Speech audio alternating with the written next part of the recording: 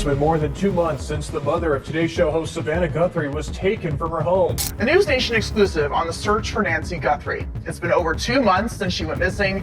I don't think Nancy Guthrie was kidnapped. The last people to see her alive.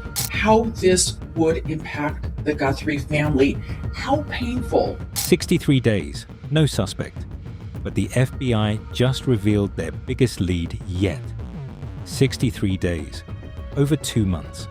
And still, no suspect, no arrest, no answers. But today, something significant just came to light.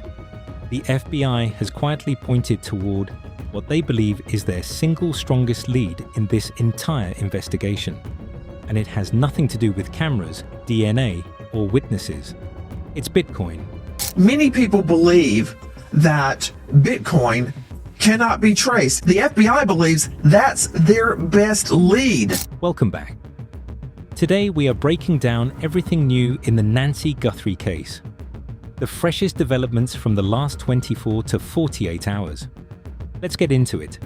Before the updates, if you are new here, let me give you the full picture in 30 seconds. Nancy Guthrie is an 84-year-old woman from Tucson, Arizona.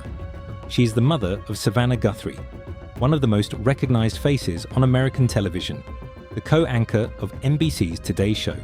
And on the night of January 31st, 2026, Nancy was dropped off at her home by family after dinner. That was the last time anyone saw her. The next morning, she did not show up for her regular church live stream. Family went to check on her. She was gone. Her phone, her medication, her belongings, all still inside the house. Police found blood on her doorstep. Her back doors were propped open. And doorbell camera footage captured a masked, armed individual tampering with her camera that same night. Investigators concluded she did not leave on her own. This is a suspected kidnapping. And after 63 days, nobody has been caught. That is the case. Now here is what happened today. The most significant development right now centers around the ransom notes that were sent to multiple media outlets shortly after Nancy disappeared. Those notes demanded payment in Bitcoin. Now here is where it gets interesting. Cybersecurity and cryptocurrency expert Ari Redboard, who serves as global head of policy at a firm called TRM Labs, recently explained on Nancy Grace's show Crime Stories that the FBI sees tracking those Bitcoin payments as their strongest current lead. His point was simple. People assume Bitcoin cannot be traced. That is wrong. Every transaction on the blockchain leaves a permanent record. The FBI has specialized tools to follow that money and potentially connect it to a real person or group. This is not confirmed to have led anywhere yet, but it signals the FBI is actively pursuing the financial trail left by whoever is behind this. Now here is the story that has people truly frustrated.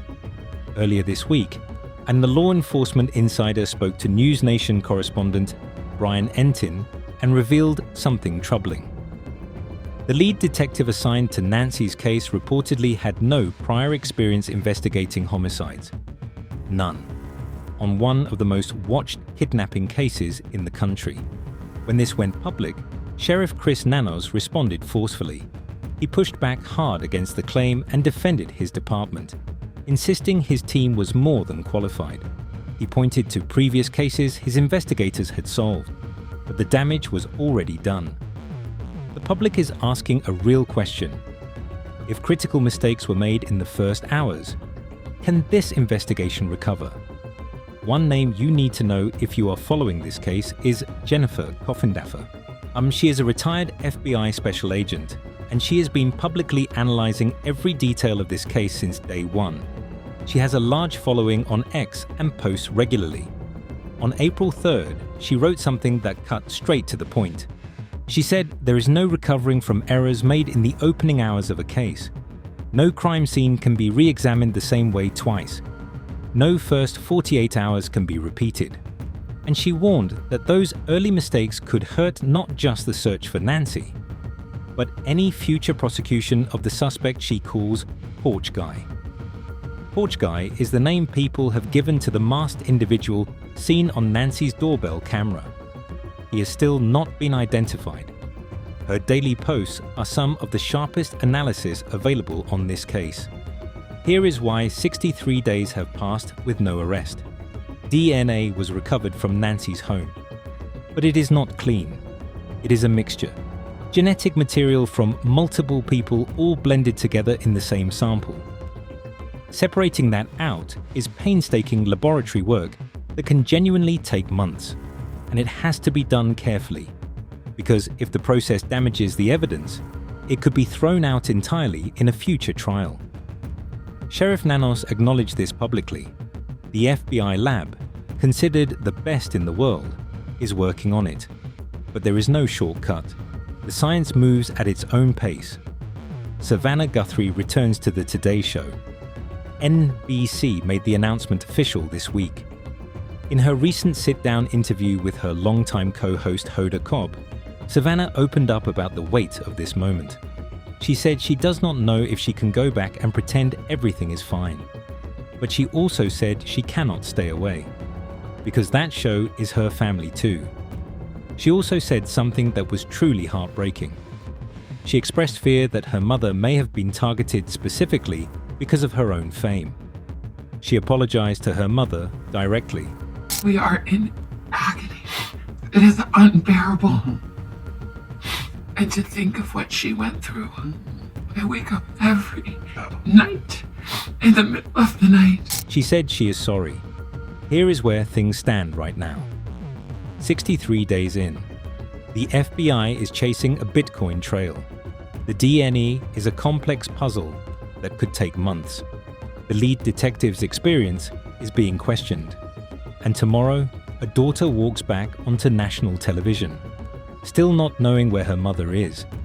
Nancy Guthrie is still missing, and somebody out there knows something. If you have any information at all, please call 1-800-CALL-FBI. If this video gave you value, like it, subscribe, and share it. The more people who follow this case, the better the chances that the right information reaches the right people. I will be back tomorrow with the next update. See you then.